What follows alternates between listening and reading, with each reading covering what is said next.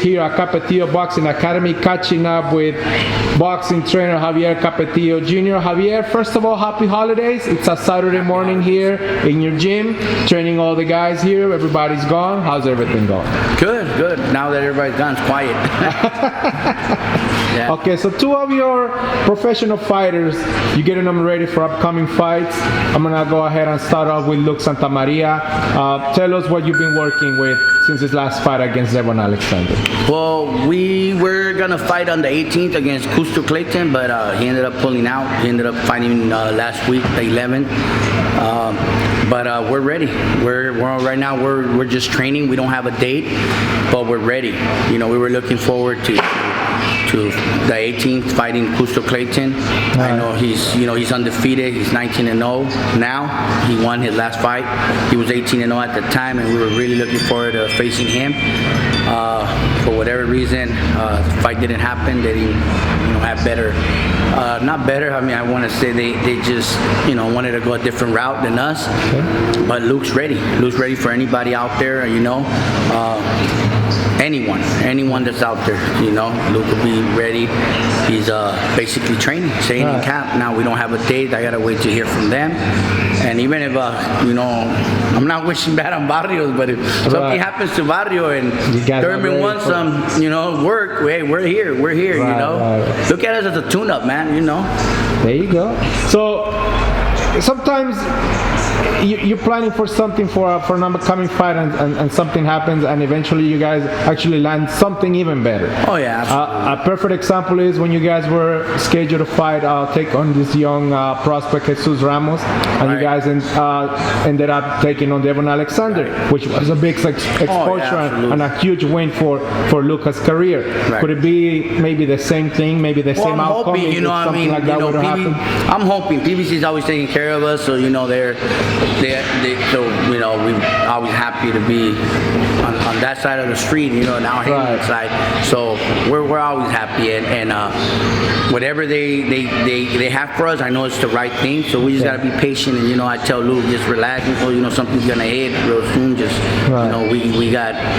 we're signed 3 more fights with them, so we gotta see how everything goes. How many fights are you guys signed for with PBC? We signed for 4. Okay. We did 1 already with Devin, and we got 3 more to go. There you go. So there's plenty of work to be done. No, absolutely.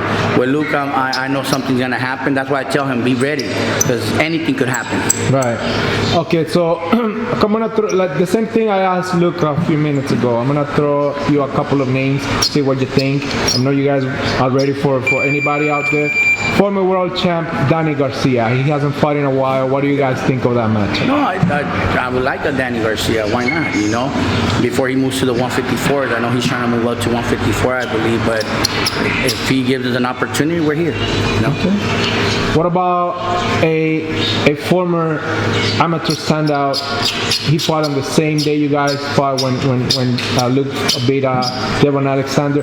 Gabriel Maestre against Michael Fox, a controversial fight that a lot of the viewers thought Michael Fox won that fight, and eventually, the judges gave it to Gabriel Maestre. What do you guys think of a fight against Gabriel Maestre? Oh, absolutely. We'll take that fight too. Yes. We'll take that fight. Absolutely.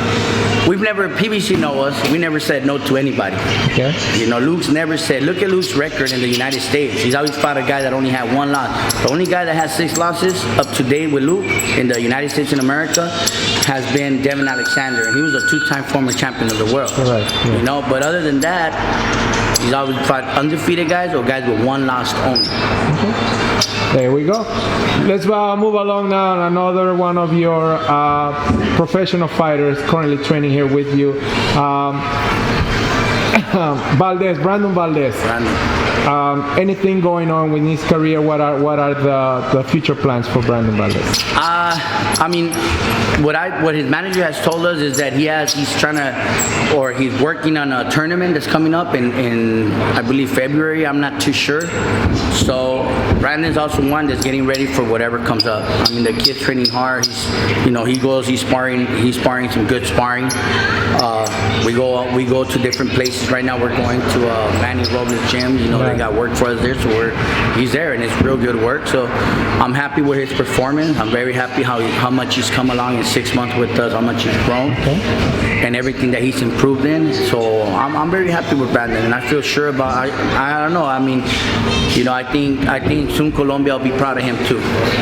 I asked Brandon on this interview. He's been showing this aggressiveness, this hunger that he hadn't shown in the past. Where is this coming from? Himself. He knows. He knows. Here and here, everybody knows. I mean, from my amateurs to everybody, we tell them we want champions of the world. We don't want to just, he's a good fighter. He's okay. Yeah. No, we want to create. You have a big name. You have that big Capetillo last name. Absolutely. Right. The man had 10 champions of the world. I don't even have one. So that's my goal, is to at least get one. But that's something in work. But our mentality is always go win and go make it to the big leagues, become champions of the world. So that's what we want to bring out, and every one of these kids has that in their heart. I don't care if they're amateurs or pros; they have that same attitude. Brandon's running like a beast. He's beating everybody. I mean, that kid, we go running the 13 miles, and he's the one in the front. Okay. He's pushing, pulling, including Luke. He's pushing Luke to pulling him like, come on. So Brandon has that fire right now, and that fire is what we want. Do they feed off each other? Oh yeah, all of them. Oh man, it's a trip because they're like a family. We're all laughing, we're joking, we're playing, but we know business is business. When it's time to work, they all work hard. If one guy's sparring, the other one's rooting. They're all rooting. Like, come on, hey, Maybe it's that looseness then that is helping these guys look towards the future. They feel like I can't. None of them want to. They all have competitive minds, and none of them want to be left behind. So if this one's doing good, this one's gonna catch up. Like, nah, I'm not gonna stay behind. My teammates doing good, I'm doing good too. So they're all pushing each other, and at the same time, they're pulling the little ones up too. I got Panterita, I got David. David soon's gonna go pro. Panterita next year is going pro. I got also this kid Jason wants to go pro too. So we'll see. With Jason, I'm still waiting to see which way he picks. He's still trying to decide, but he's a 175, so we'll see what happens with him. But it looks promising right now. He's still an amateur. He's still beginning, but he's on the right path. So I have a few fighters that next year will be going pro. Okay. So a bright future here at Capetillo Boxing Academy. Very active even during the holiday season. Right? Oh yeah. Boxing. Everyone in boxing knows we don't rest. Right. Okay, so those are the latest on Luke Santamaria and Brandon Valdez. Anything else that you would like to share with the? Yeah, but I mean, Luis, congratulate Luis Cobrita Gonzalez. He won. Had a tough fight. Got dropped in the first round. Got up.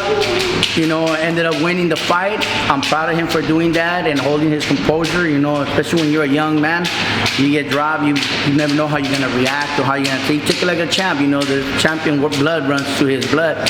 So, I mean, champion blood runs through his veins. So the guy's, he comes from a line of champions. So he's off to what? 2-0 record now. He's 3-0. 3-0. Okay. So he should be coming back to camp in early February or ending of January. Is he making his debut here finally in the U.S.? He's making the debut in here. I'm gonna stop him for a little bit. Okay. We talked to the manager. We all kind of as a team we talked. Right. We want to slow him down a little bit, give him a little more gym, more training. Okay. And then absolutely. So it'll be a while before he goes back into a pro fight, but maybe in the summer of next year he'll be fighting again, and who knows? Maybe it'll be here in the States. So if I may add Brandon Valdez, now that I remember who is helping Jose Enrique Vivas getting ready for the big fight against Abraham Nova on January the 15th. So that's a big experience for him. They're helping each other. So I'm waiting. I'm counting for the big announcement for the big tournament that Brandon will be joining. Absolutely. So. You and me both, man. Thank you very much, Javier. Say hi to your pops for me. Happy holidays, felices fiestas. Unas palabras en español para toda la comunidad. No, pues muchas gracias a toda la comunidad comunidad que siempre nos sigue, nos apoya. Estamos muy agradecidos con todos ustedes y síganos y sigan a Redbox y que News, que ya saben que siempre tienen lo último que está pasando con nosotros y con todo el mundo en lo que es el boxeo. Y pronto van a seguir viendo, primero Dios, campeones mundiales salir de aquí. Ahí lo tienen. Capetillo Jr. directamente de Capetillo Boxing Academy, este de Los Ángeles. Gracias, Javier.